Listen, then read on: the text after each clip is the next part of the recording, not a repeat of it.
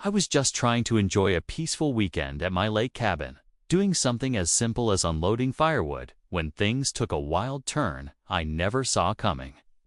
Within minutes of arriving, I found myself face to face with a furious woman from the local HOA, yelling across the gravel like I'd just dumped toxic waste on her front lawn.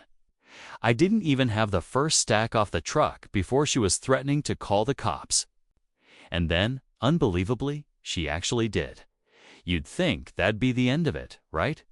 A misunderstanding, maybe something that could be talked through like adults. But no, that's when she hit me with the wildest claim yet. She said that firewood I was unloading was hers. Yes, she claimed I had stolen her timber.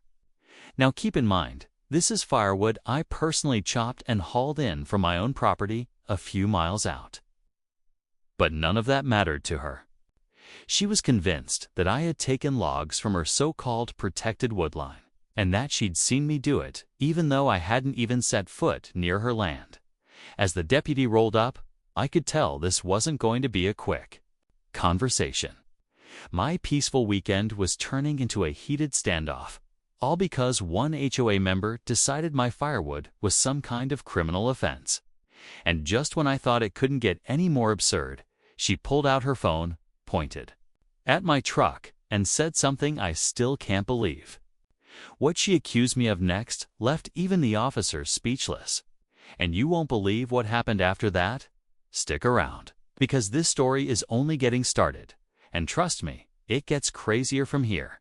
So here I am, standing by my truck with a half-loaded stack of firewood. And this HOA lady is now trying to convince the officer that I've been sneaking onto her property to steal timber. I tried to stay calm, explaining that the firewood came from deadfall trees on my own acreage, just outside the lake community. I even showed the deputy pictures on my phone from earlier that morning, me, an axe, and a big OL pile of wood in the middle of nowhere. But none of it mattered to her. She kept interrupting, getting louder, saying things like, "He's lying. I saw that exact wood by my fence last week." Now let me tell you something about this lady. She's not new to this kind of drama. Locals have whispered stories about her for years. She's the unofficial queen of the HOA.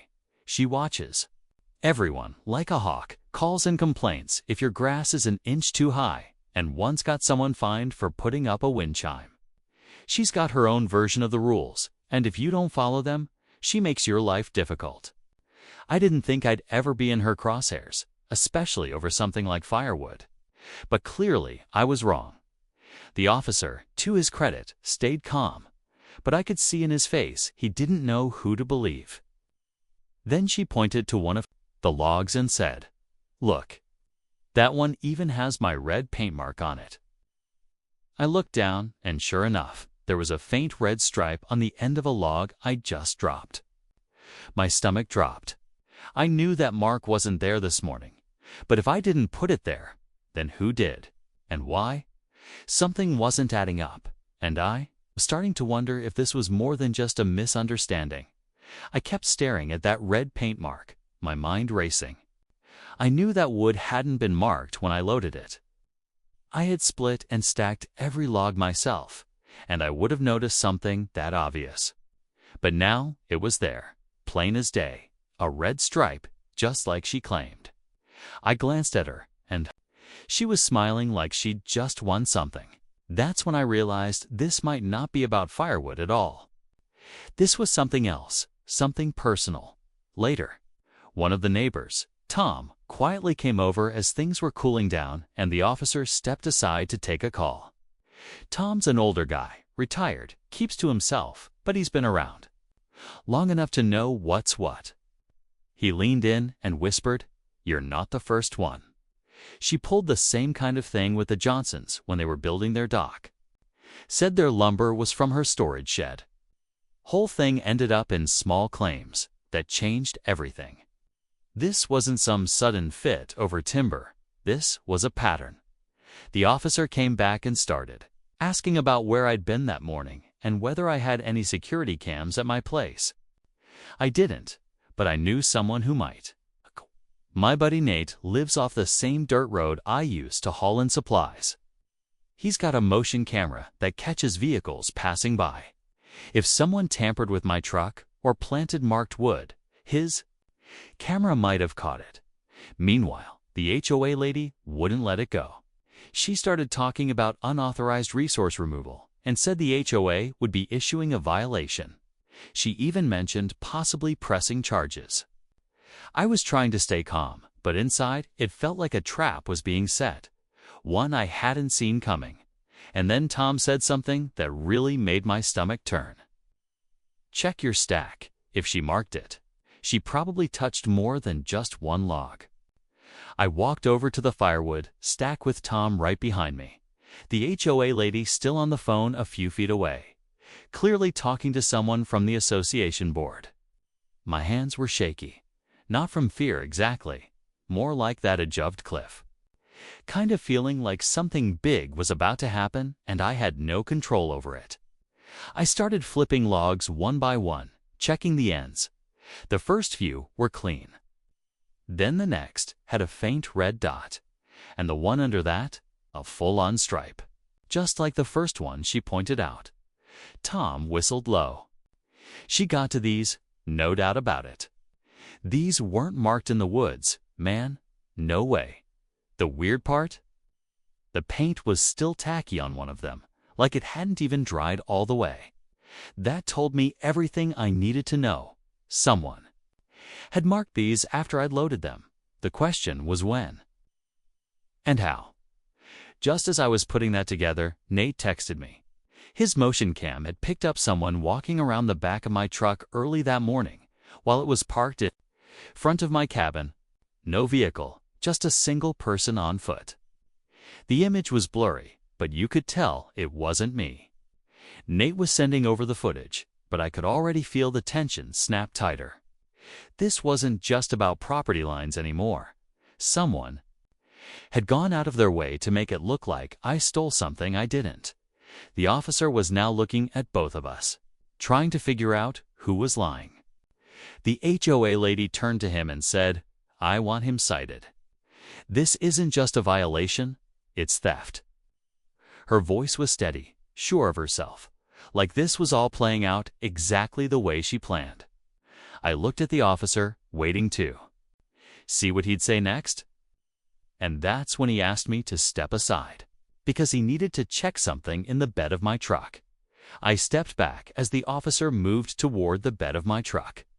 My heart was thudding so hard I could feel it in my ears. He climbed up, slowly, careful, scanning the wood and checking underneath the tarp that I hadn't even fully unrolled yet. I didn't know what he was expecting to find. More red marked logs maybe, but then he paused, crouched down, and reached behind the wheel well. His hand came back holding something I hadn't seen before. A half-empty can of red spray paint. My stomach dropped. He turned to me. "This yours?" he asked. I shook my head instantly. Never seen that before today. But now the HOA lady was practically beaming. "Well, there it is." He painted the logs himself so he could claim they weren't mine. He tried to cover his tracks. I couldn't believe what I was hearing. Now she was flipping the story, saying I planted the paint to make her look like the liar. It was turning into a full-blown showdown. And I could see more neighbors had started to gather, watching from porches and driveways, phones in hand. Some were filming, some were just whispering. But everyone knew something was going down. That's when Nate called. I answered on speaker, hands shaking. "Bro," he said, "I just went back through the footage. It wasn't just someone walking around your truck. They opened the tailgate and tossed something in. I got a timestamp and a better frame. You're gonna want to see this." The officer overheard and motioned for me to hang tight. I told him what Nate had found, and suddenly the whole situation took a sharp turn. The officer's posture shifted. "Can your friend bring that footage here?" he asked. "Because if someone tampered with your truck, this might be bigger than a neighborhood dispute."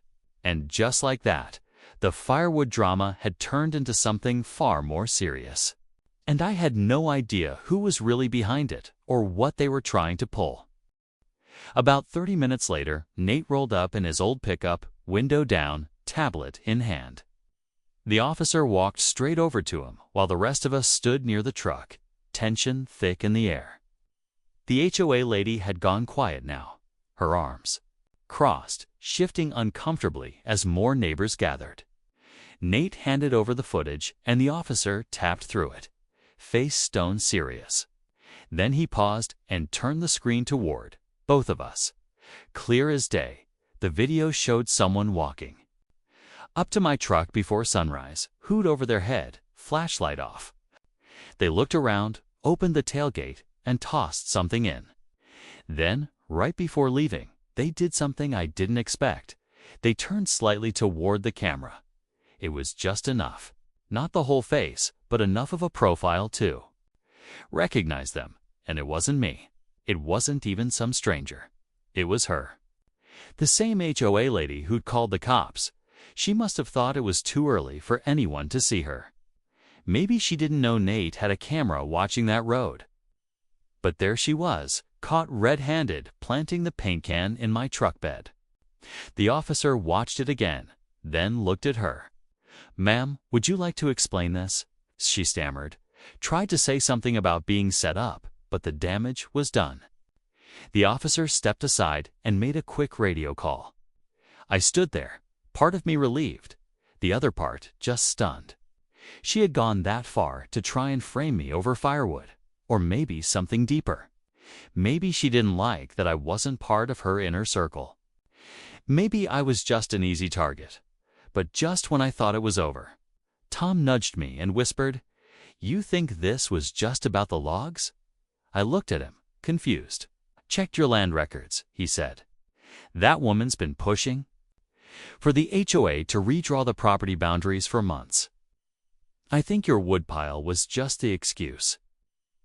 And that's when it hit me. The firewood was never the real issue, it was the land. A few days later, everything started to come into focus.